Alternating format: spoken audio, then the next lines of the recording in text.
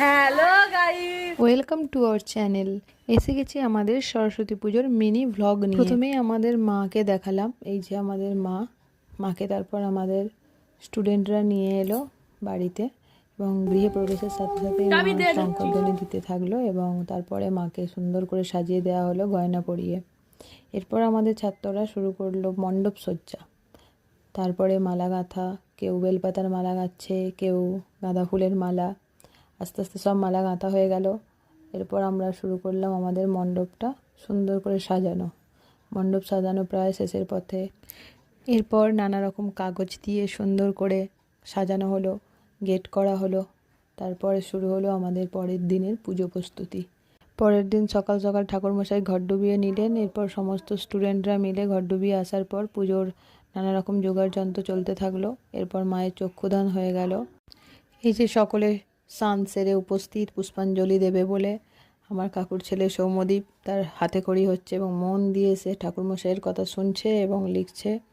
মা যেন তাকে খুব আশীর্বাদ করে। তারপর সকলের অঞ্জলি পর্ব মিটে গেল এবং হোম যজ্ঞ চলতে লাগলো। এইভাবে পুজোটা আমাদের সুন্দরভাবে কেটে গেল। আস্তে আস্তে একদিন পর মায়ের বিদায় নেওয়ার পালা। আমার কাকিমা এবং মা আমি সুন্দরভাবে বরণ প্রক্রিয়া শুরু করলাম। জানি মায়ের জন্য মন কেমন করে, কিন্তু কি আর করা যাবে, প্রত্যেক বছরই তো এটা হয়। তারপর মাকে আমার কাকিমারা এবং আমি সিঁদুর পরিয়ে দিলাম, সুন্দর করে আলতা পরিয়ে দিল আমার কাকিমা। সত্যি বলতে এই দুটো দিন খুব আনন্দ মজা করে কেটে গেল এবং এই দুটো দিন মা যেন ঘরে আলো করেছিল। খুব সুন্দর লাগছে। প্রতি বছর যেন মা এইভাবে আমার বাড়িতে আসতে পারে, আমি এই আশা রাখি এবং মায়ের জন্য যেভাবে আয়োজন করতে পারি সেটা যেন করতে পারি।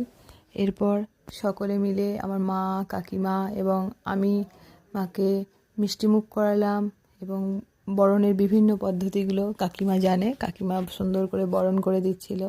যে বরণের সময় বরণের প্রদীপের আলোয় মাকে কত সুন্দর লাগছে।